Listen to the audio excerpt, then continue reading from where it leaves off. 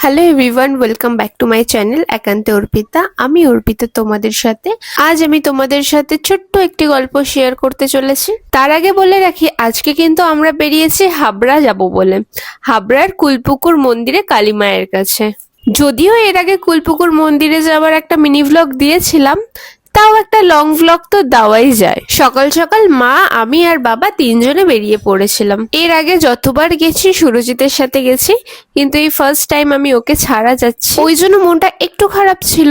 কিন্তু ঠিক আছে, পরের বারে আমরা আবার একসাথে যাব। আসলে অনেকদিন ধরেই মাকে কুলপুকুর মন্দিরে নিয়ে যাব ভাবছিলাম, কিন্তু ওই যাবো যাবো করে যাওয়া আর হচ্ছিল না। সবটাই মায়ের টান। মা যদি না টানে তাহলে কি মায়ের কাছে যেতে পারবো? তাই হঠাৎই আগের দিন রাত্রেবেলা প্ল্যানিং হলো মা বাবা আমি তিনজন মিলেই বেরোবো। এর আগে যতবারই গেছি শিয়ালদা থেকে ট্রেন ধরেছি, কিন্তু আজ আমরা বিধাননগর চলে গিয়েছিলাম। 10টা 16-তে একটা ট্রেন ছিল, আবার তারপরের ট্রেনটা 11টা 27-এ। আমরা যদি 11টা 27-এর ট্রেনটা ধরি তাহলে আমাদের পৌঁছতে পৌঁছতে অনেকটা বেলা হয়ে যাবে, মন্দির কিন্তু বন্ধ হয়ে যাবে। তাই আমরা 10টা 16 ট্রেনটা ধরবো বলেই টার্গেট রেখেছিলাম। কিন্তু দুঃখের বিষয় এটাই, আমরা যেই বাসে করে বিধাননগরে এসেছিলাম বাসটা এতটাই স্লো চলেছিল যে গরুর গাড়িকেও হার মানিয়ে দিত। এই বাসের চক্করে আমরা ট্রেনটাকে মিস করি। জাস্ট 1 মিনিটের জন্য ট্রেনটা মিস করেছিলাম। আমরা প্ল্যাটফর্মে ঢুকেছি আর ট্রেনটা ছেড়েছে। দেন একটা আঙ্কেলের থেকে পরামর্শ নিয়ে আমরা চলে গিয়েছিলাম বারাসাত। বারাসাত থেকে নাকি অনেক ট্রেনই হাবড়া যায়, আর ট্রেনটা কিন্তু অনেকটা ফাঁকা ছিল। আর ট্রেন জার্নি তো আমার খুব ভালো লাগে, তার কারণ হচ্ছে ট্রেনে এরকম অনেক হকার্স ওঠে যাদের কাছ থেকে জিনিস কিনতে আমার খুব ভালো লাগে।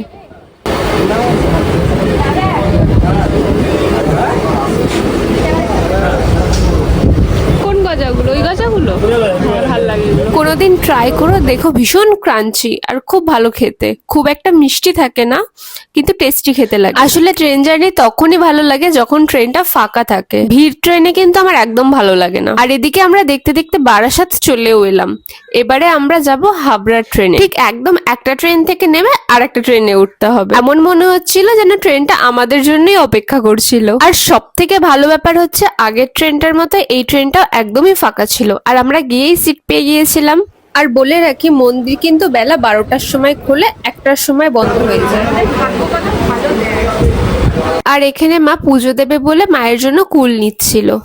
আর এতক্ষণ পর আমি আমার ফেভারিট জিনিসটা পেলাম, আমলকি। আমি বাড়িতে যখন আমলকি মাখা করি এতটা টেস্টি হয় না, জানি না ওরা কি কি দিয়ে বানায়, কিন্তু দারুণ টেস্টি হয়। শহরের কোলাহল থেকে বেরিয়ে এরকম একটা মনোমুগ্ধকর পরিবেশে আসতে কার না ভালো লাগে। আমারও ভালো লাগছিল।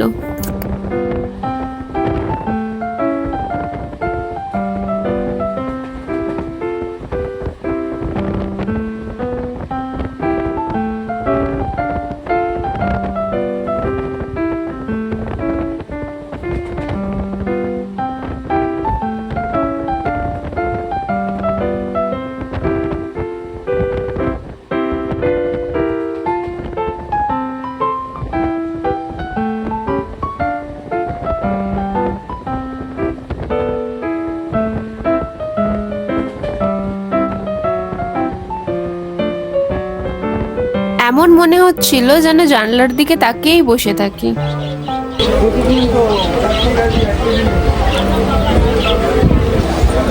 দেখতে দেখতে আমরা অশোকনগরও চলে এলাম। অশোকনগরের পরের স্টেশনই হাবড়া স্টেশন।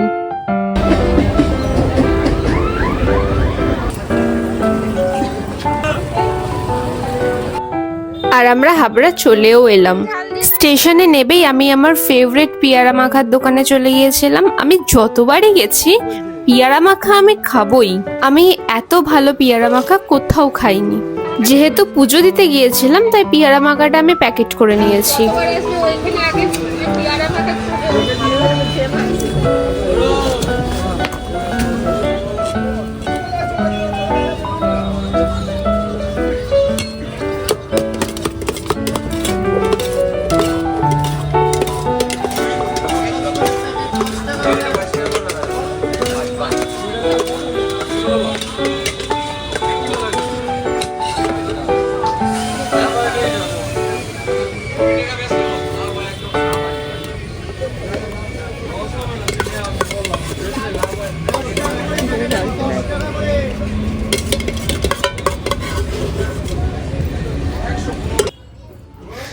তারপরে মিষ্টি কিনতে গিয়েছিলাম, কারণ মাকে তো মিষ্টি দিয়ে পুজো দেবো, তাই মিষ্টিও নিয়ে নিলাম।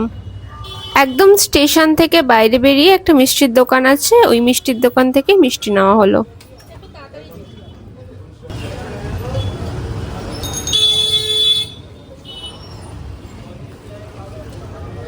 ব্যাস মিষ্টি কেনা হয়ে গেছে, এইবারে কিন্তু আমাদের অটোয় যেতে হবে।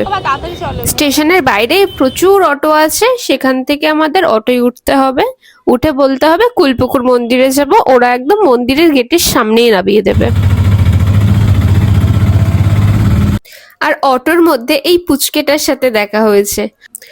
ওর মায়ের সাথে কোথাও একটা যাচ্ছিল, অটোয় ওঠা থেকে ও আমার হাতটা ঠিক ওভাবেই ধরেছিল, তারপর আবার আমার কোলেও আসতে চাইলো, আর আমি একটা ছোট্ট ক্লিপ নিয়ে নিলাম ওর সাথে। পুচকেটার সাথে গল্প করতে করতে ফাইনালি চলে এলাম আমরা মায়ের মন্দিরে। আর সেখানে গিয়ে দেখি অলরেডি সবাই বসে গেছে পুজোর জন্য। মন্দিরের বাইরে একটি দাদু ফুলমালা বিক্রি করে, আমি তার কাছে মালা গাঁথার জন্য বলে এসেছি। আর পুজো শুরু হতেও তখন বেশ কিছুটা সময় ছিল, দাদু মালা গেঁথে আমাদের মন্দিরে দিয়ে যাবে বলেছিল। মা প্রথমবার মায়ের কাছে এসেছে, তাই শাড়ি, মিষ্টি, ফল, মালা সবকিছু দিয়েই পুজো দেবে। এইবারে বলি, ভিডিওর একদম শুরুতেই বলেছিলাম একটা ছোট্ট গল্প শেয়ার করব। আমি মনে করি আমার মা একজন ফাইটার। ফাইটার কেন বললাম? আমরা কিন্তু মানুষের সাথে যুদ্ধ সহজেই করতে পারি, কিন্তু রোগের সাথে যুদ্ধ করা অতটাও সহজ না। আমার মা কালীর কৃপায় কিন্তু ক্যান্সারের মতো বিরল রোগের সাথে যুদ্ধ করে রোগকে পরাজিত করেছে। মা এখন ভালো আছে। মায়ের অপারেশনের পরে মায়ের কিন্তু কেমো, রেডিয়েশন সবটাই চলেছিল। আমরা সবাই জানি কেমো কতটা ভয়াবহ একটি ট্রিটমেন্ট। কেমোথেরাপিতে কিন্তু শুধুমাত্র চুল না, গায়ের লোম থেকে চোখের পাতা অবধি সব লোম ঝরে যায়। আর আমার মায়ের ফার্স্ট কেমোথেরাপির পরেও আমার মায়ের সাথেও ঠিক তাই হয়েছিল। চুল থেকে শুরু করে গায়ের লোম, চোখের পাতা সবকিছু ঝরে গিয়েছিল। কিন্তু আজ দেখো আমার মায়ের মাথায় কত সুন্দর চুল দিয়েছে, এ যেন ঠিক মা কালীরই চুল। একটা সময় মা চুল ঝরে যাওয়ার জন্য কেঁদেছিল, আর এখন এত চুল দিয়েছে মা যে সামলাতে পারছে না। এইবারে বলি, ফার্স্ট কেমোথেরাপির পর আমি আর সুরজিৎ এই মন্দিরে আসি। মা কালীর প্রতি তার অগাধ বিশ্বাস। মা তার এমন একটি ইচ্ছা পূরণ করেছিল যেটা কোনোদিনই সম্ভব না। তাই মায়ের ফার্স্ট কেমোথেরাপির পর আমি আর সুরজিৎ এখানে এসে মায়ের নামে মানত করে গিয়েছিলাম, মা যদি পুরোপুরি সুস্থ হয় আমি মাকে কুলপুকুর মন্দিরে কালী মায়ের কাছে নিয়ে যাব। মায়ের কৃপায় আজ মা সুস্থ আছে, তাই আমি আমার কথা রেখেছি, মাকে আমি মায়ের কাছে নিয়ে এলাম। এই মন্দিরে কখনো তোমরা এসে দেখো, তোমাদের মন এতটাই শান্ত লাগবে যে তোমাদের আর বাড়ি ফিরতে ইচ্ছা করবে না, মনে হবে যেন এখানেই মায়ের কাছে বসে থাকি। আমি তো একদম শেষ অবধি বসেছিলাম, যতক্ষণ না মন্দির বন্ধ করেছে। মা যে কতটা জাগ্রত আমি তার বারবার প্রমাণ পেয়েছি, তাই মায়ের টানে বারবার ছুটে যাই। যেখানে মা থাকবে সেখানে তো বাবা থাকবেই, মা কালীর সাথে স্বয়ং মহাদেবও উপস্থিত আছে। এই মন্দিরে একবার এলে এমন মনে হয় যেন জীবনটা ধন্য হয়ে গেছে। আর তোমাদের বলে রাখি, এই নারায়ণ শিলাটি অনেক অনেক বছর পুরনো, এটা কিন্তু জল থেকে উঠেছে। মায়ের মন্দিরের পাশের পুকুর থেকে শুনেছিলাম নারায়ণের মূর্তিটি উঠেছিল। আর গিয়ে জানতে পারলাম রবিবার করে সেখানে মনসা পুজোও হয়। আর শুধু তাই নয়, এই মন্দিরে কিন্তু অন্নপ্রাশন থেকে শুরু করে বিয়ে সবটাই হয়। আমাদের পুজো দেওয়া প্রায় শেষ হয়ে গেছে। এই মাকে ডালা দিয়ে দিল এবং মা বলল যে আমরা কোনো ফল এখান থেকে নেব না, যেহেতু মাকে আমরা ফলটা দিয়েছি তাই ওটা মায়ের কাছেই থাকবে।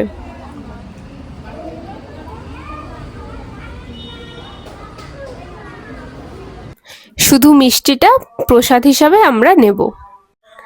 আর আমি তো শুধু মায়ের মুখের দিকে একভাবে তাকিয়েছিলাম, কি যে শান্তি আমি বলে বোঝাতে পারবো না।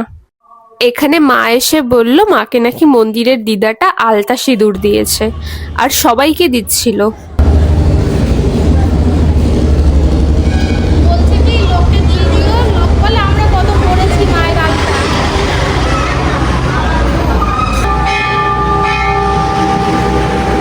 পুজোর পর মন্দির থেকে প্রসাদ বিতরণ করা হচ্ছিল।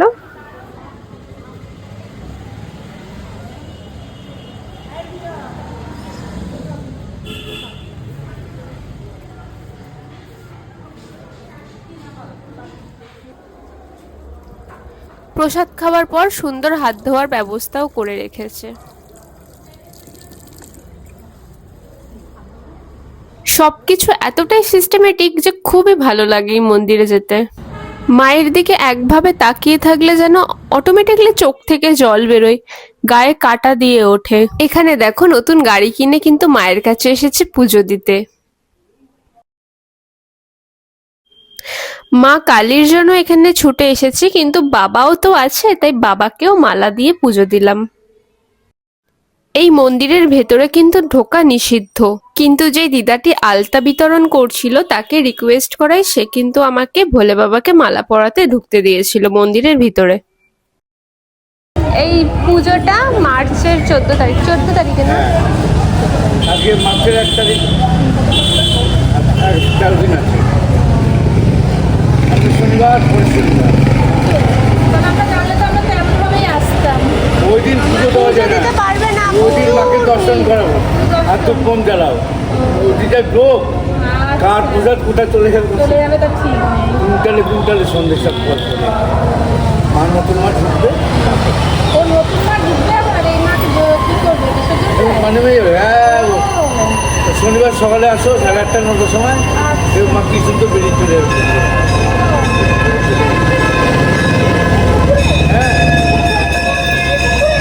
ও নিজেই চলে যাবে। ওই শিলাটা এখান থেকে উঠেছিল না, নারায়ণ শিলাটা? আবার শনিবার বিকেলেও ঠিক হয়ে যাবে। 7 দিন মাকে ছাড়া বাংলাদেশ থেকে এসেছিল, তো ওই জন্য মাসে যাওয়ার জন্য 7 দিন। আমরা তো খালি ওকে বলছি যে আমরা যেতে সময় হবে না, তুই তাদেরকে ফোন কর না, পুজো হচ্ছে কিনা। তোমার ফোন নাম্বার নিয়ে নেবে। হ্যাঁ আছে তো, আমি দিদাকে ফোন করেছিলাম। যখন মালা পড়াবে আগের দিন ফোন করবা, আর শনিবার থেকে মালা দিয়ে পড়াতে হয় মাকে।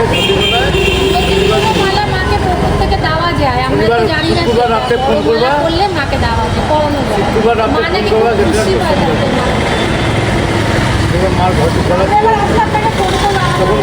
ঘটে মালা আসবে, তখন মনটা আমাদের আমার মেয়ের বিয়েটা হোক, আমরা ওই বড় মালার সামনে ফোন করবো। আর ইচ্ছা আমাদের আপনার কিছু না, মা আমার তার মেয়েকে ইচ্ছে কি একটু ইয়ে করে দিই, আবার অবশ্যই অবশ্যই আমি আমার মাকে ঠিক দেখবেন মা জামাই দিয়ে দেবে, জামাই রয়েছে আমার।